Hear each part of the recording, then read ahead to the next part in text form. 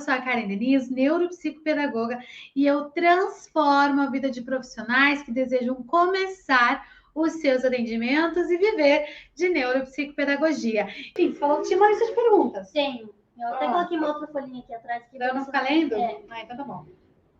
Quando é que você descobriu que você queria trabalhar com aprendizagem?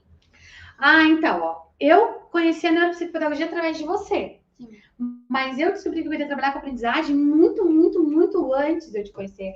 Talvez até antes de você nascer. Não tá... Talvez até antes da Tieninha nascer. Ei, não, brincadeira. Brincadeira, gente. Pouquinhos anos. Eu devia ter 2 anos quando eu descobri que eu queria trabalhar com aprendizagem. Nossa, aprendeu com 7 anos. Com 7 anos eu descobri que eu queria trabalhar com aprendizagem. E eu vou contar para vocês um pouquinho, porque assim, a minha avó foi professora, né? Minha mãe foi professora, meus tios eram professores, eu venho de uma linhagem de professores, então eu cresci dentro da escola, tá? Eu cresci dentro da escola. Uma das minhas avós sempre foi inspetora de aluno, então também ainda assim eu cresci dentro da escola. É um lugar, é meu habitat natural. A escola é um habitat natural para mim, é um lugar que eu me sinto confortável, é um lugar que eu me sinto à vontade. E quando eu tinha 7 anos de idade, minha mãe era professora, minha mãe sempre deu aula em escolas públicas, a gente morava em Ponta Grossa, eu sou pontagrossense. Então, e aí eu entrei... Só tô deixando bem coraçãozinho, que é mais coraçãozinho. A minha mãe, ela então dava aula numa escola pública, e isso foi o quê? Na década de 90.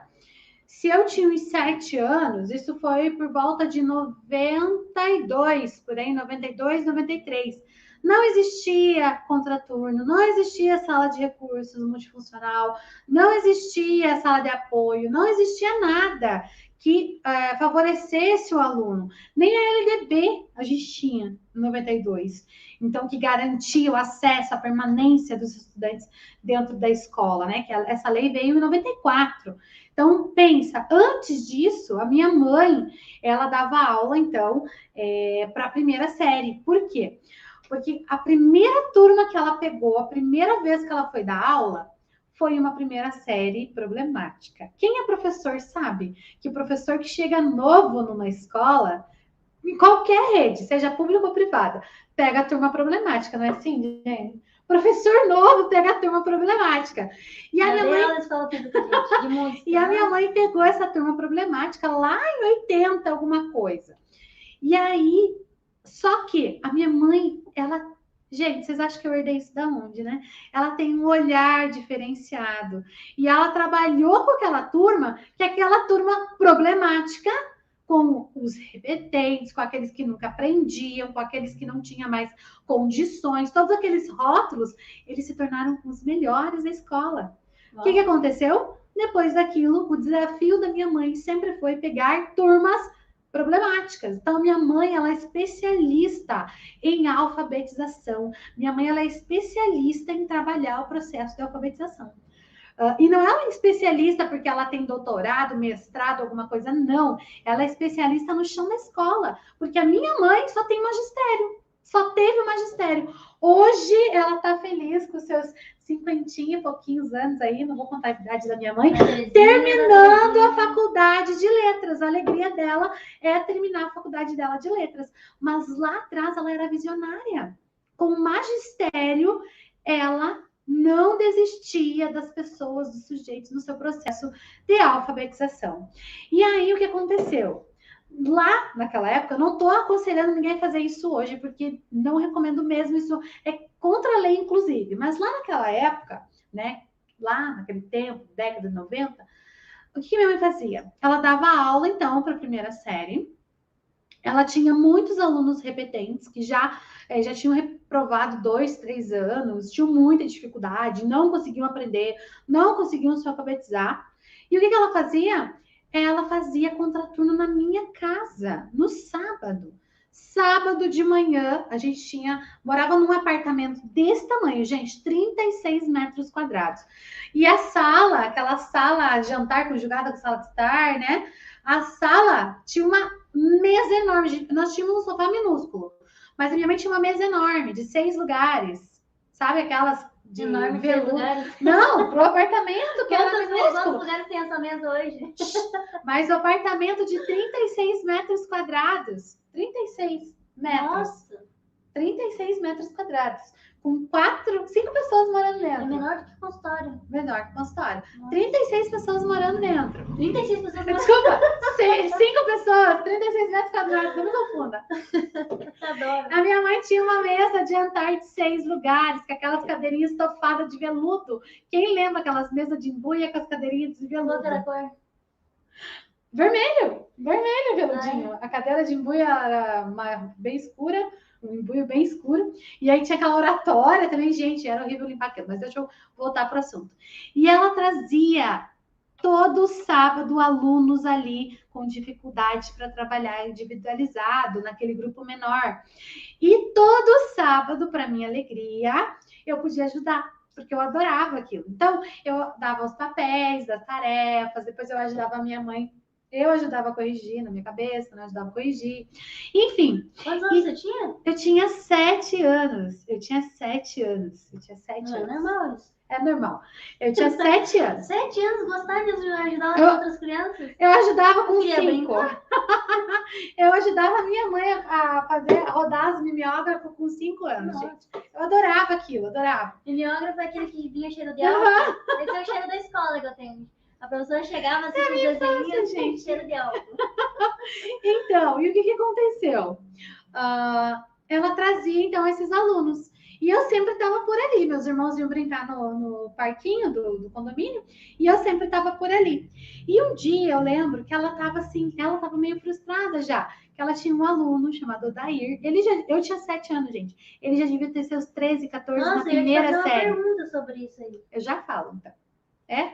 E aí, gente, eu vou falar uma coisa, daí você me pergunta, então. A minha mãe tinha esse aluno e ele não aprendia. E eu vi que ela já estava assim, já tinha esgotado. Você andou dando uma olhada aqui. Não, as suas tentativas. Você perguntou desde quando que eu gosto de aprendizagem. E aí, gente, deixa eu contar a história. Vou centrar aqui, ó. Você vai contar a história do sorriso da aprendizagem? Não. Vou, daqui a pouco. Vou. Então, Por quê? foi Você pra me você perguntar? contar a história do sorriso da aprendizagem. Então já vou contar, pronto. Então, assim, gente, eu tinha 7 anos e o Odair devia ter uns 13, eu acho, 12, 13, eu não sei. Mas ele era pequenininho, tá? E ele não conseguia aprender. E minha mãe falou assim para mim, eu lembro até hoje, ela falou, Karen, você pode explicar para o Odair? E eu já sabia aquele conteúdo, porque eu já tinha passado, né, a primeira série. E aí eu cheguei e comecei a ler para ele ali, expliquei do meu jeito de criança. Ele estava sentado na cadeira e eu estava em pé. E ele sentado na cadeira e eu em pé, ele estava mais alto ainda do que eu em pé na mesa. E eu lembro que eu expliquei para ele e ele fez assim: é isso, isso, isso. E eu falei: é. E aí ele sorriu para mim. E ele não olhava para ninguém, ele ficava só com o olhinho baixo no papel, no caderno, nem para minha mãe quase ele olhava. E aí quando ele virou para mim e ele sorriu, eu entendi que era aquela sensação que eu queria sentir pro resto da minha vida. Que as pessoas pudessem entender as coisas a partir da minha explicação. E foi ali que eu vi o primeiro sorriso da aprendizagem. Ah, meu Deus! E foi ali que eu vi o primeiro sorriso da aprendizagem. E aí, com 7 anos, eu não sabia que aquilo ia mudar a minha vida. Mas todo o resto da minha vida eu busquei formas de ver aquele sorriso de novo. De ver aquele sorriso, né, tão representado pelo Odair através da aprendizagem. E aí eu já me voluntariei na escola, com 9 anos eu era voluntária no Clube Verde, que era os amigos da escola. Até os 17 anos eu fui voluntária nas escolas municipais, que minha mãe trabalhava, para trabalhar no contraturno, para dar reforço escolar. Então, a aprendizagem sempre esteve perto de mim, sempre esteve na minha vida. E eu achei que fazendo pedagogia eu ia colecionar sorrisos da aprendizagem. Aí eu descobri a neuropsicopedagogia. E é aqui que eu coleciono o maior número de sorrisos que eu posso. Na pós você também ajudava. Renata, tinha a Renata, gente. A Renata também fez música. Esther. Beijo, Fez, Esther. fez musicoterapia com Ai, a gente, eu vou chorar. Ajudava eu, ajudava a Renata. Ajudava todo mundo. Quantas vezes eu já contei essa história, gente, mas todas as vezes eu me emociono. Por quê? Porque realmente, com 7 anos, gente, a gente pensa que criança não guarda as coisas, a gente pensa que criança não, não tem pontos significativos na sua vida. Mas eu tive, e foi algo assim que, para mim, causou um impacto muito grande mesmo. E é por isso que eu tô aqui hoje.